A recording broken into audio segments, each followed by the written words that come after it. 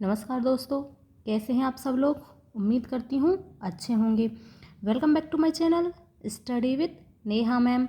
तो चलो बच्चों, आज हम शुरू करते हैं रुचिरा सेकंड क्लास 7वीं की ये बुक है। इसका 11वां चैप्टर समवायो ही दुर्जन है। देखो बेटा, बहुत ही इंटरेस्टिंग कहानी है ये। आपको सुनकर और पढ़कर बहुत ही मज़ा आएगा इसको, और एक सीख भी मिलेगी। देखो बेटा, संस्कृत बहुत ही आसान है, इसको पढ़ना बहुत ही आसान है। बस थोड़े से अभ्यास की ज़रूरत होती है और थोड़े से अच्छी तरह से पढ़ने की। बस इतनी सी बात है, बाकी संस्कृत बहुत आसान है। अब इस आसान भाषा को आसान शब्दों में हम पढ़ते हैं। देखो, पुरः एकस्मिन् वृक्षे एकः चटकः प्रतिवस्ति स्मः। पुरः यानी कि पहले, एकस्मिन् वृक्षे एक वृक्ष पर, एकः चटकः। देखो, जो एक है, 1 से 4 तक की गिनती होती हैं, इनके रूप तीनों लिंगों में चलते हैं। अगर यहाँ पर ये पुरुष होता, पुल्लिंग का होता तो आता एकः, और नपुंसक लिंग का होता तो आता एकम। अब ये चटका स्त्रीलिंग है तो इसलिए आया है एकः। एकः चटका यानी कि एक गौरैया। प्रतिवस्ति ही, अब देखो, प्रतिवस्ति है जो, ये है वर्तमान काल की क्रिया। अगर हम इसके साथ इसमें जोड़ देते हैं तो यह भूतकाल की क्रिया का अर्थ देती है। जैसे प्रतिवस्ति यानी कि रहती है, और प्रतिवस्ति स्मः रहती थी। एक वृक्ष पर एक चटकः प्रतिवस्ति स्मः रहती थी। कालेन तस्याः संततिः जातः। कुछ समय के पश्चात तस्याः किसके लिए आया ये चटकः, उस चटका ने, गौरैया ने कुछ बच्चों को जन्म दिया। एकदा कश्चित् प्रमत्तः गजः तस्य वृक्षस्य अध्यः आगत्यः। एक बार कश्चित किसी मदमस्त हाथी ने तस्य वृक्षस्य उसके वृक्ष के अध्यः नीचे आगत्य आकर के तस्य शाखाम उसकी शाखा को शुंडेन एत्रोटयत शूंड से तोड़ दिया। चटकायाः नीडम भूवि अपतत। जो गौरैया थी, वो चटका थी, उसका जो घोंसला था भूवि अपतत, जमीन पर गिर गया। तीन अंडानी विशीर्णानि। तीन उसके चटका के अंडे विशीर्णानि यानी कि नष्ट हो गए। अतः सह चटका अविलप्यत। अतः इसलिए सह वह चटका विलप्यत विलाप करने लगी। तस्या विलापम श्रुत्वा उसके विलाप को सुन करके काष्ठकूट यानी कि कठफोड़वा नामक एक पक्षी होता है, खग है दुखेन ताम, उसने उस दुखपूर्वक उससे पूछा। उसके विलाप को सुन करके काष्ठकूट यानी कि कठफोड़वा नाम का एक पक्षी होता है, वह दुखपूर्वक उससे पूछता है, भद्रे किमर्थम विलपसि। हे भद्रे, तुम किस लिए विलाप कर रही हो। इति इस प्रकार कहता है। चटकः प्लस अवदत। चटकः अवदत यानी कि बोली, दुष्टेन एकेन गजेन मम संततिः नाशितः। दुष्टेन एकेन एक दुष्ट हाथी के द्वारा मम संतति ही नाशितः मेरे संतान को नाशितः नष्ट कर दिया गया, या एक दुष्ट हाथी ने मेरे संतान को नष्ट कर दिया। तस्य गजस्य वधम प्लस एव, ये 2 शब्द हैं, वध प्लस एव। उस हाथी के वध से ही, एव यानी ही, मम दुखम मेरा दुख, अपसरेत यानी कि कम होगा। ततः काष्ठकूट ताम, उसके बाद वह कठफोड़वा ताम यानी कि उसको, किसको, उस चटका को, वीणारवा नाम्न्याः मक्षिकायाः समीपम अनयत, वह उस वीणारवा नाम की मक्खी के पास ले जाता है।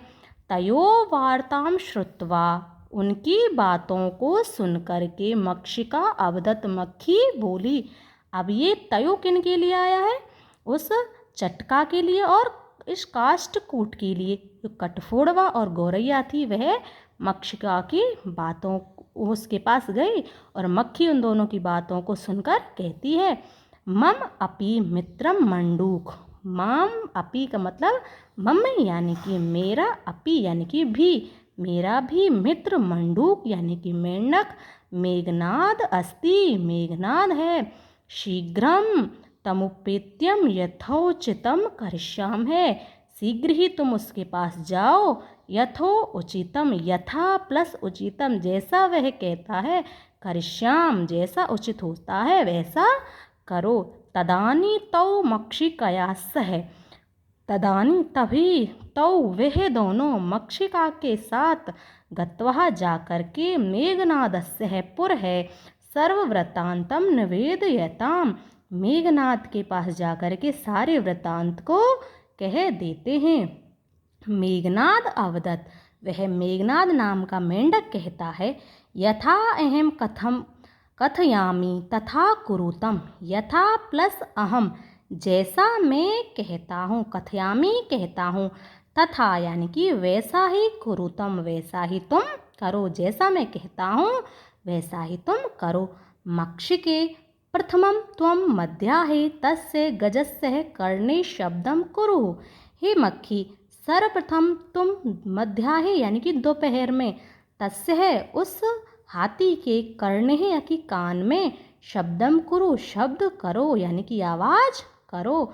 येन सह नयने, उसके बाद वह नयने, नयने यानी कि दोनों आँखें, नयनम नयने ये द्विवचन है, द्विवचन यानी कि दोनों आँखें। निमील्य स्थास्यति, वह अपनी दोनों आँखों को बंद कर लेगा। तदा काष्ठकूटः चंचुः तस्य नयने स्फोटिष्यति, तभी, तदा यानी कि तभी, यह जो काष्ठकूट है, कठफोड़वा है, अपनी चोंच से उसकी दोनों आँखों को फोड़ देगा। एवं सह गजः अंधे भविष्यति, और वह सह यानी कि वह हाथी अंधा हो जाएगा। तृषार्थ है सह जलाशयम गमिष्यति, और प्यास से व्याकुल, तृषार्थः प्यास से व्याकुल, सह यानी कि वह हाथी जलाशयम गमिष्यति जलाशय के पास जाएगा। मार्गे महान गर्त अस्ति, रास्ते में एक बहुत बड़ा खड्डा है। महान यानी कि बहुत बड़ा, गर्त यानी कि खड्डा है।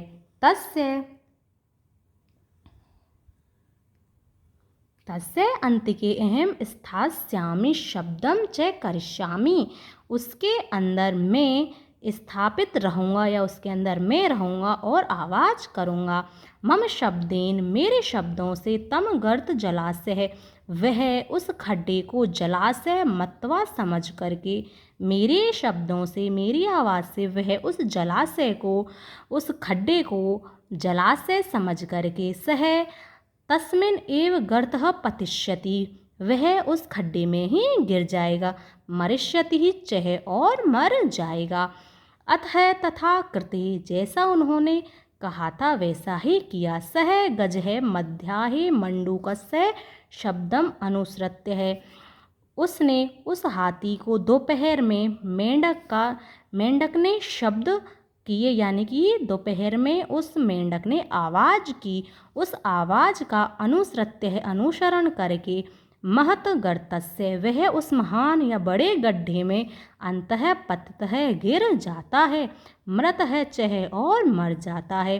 तथा च उक्तम, इसीलिए कहा गया है, बहुनाप्य सारणाम समवायो ही दुर्जन है।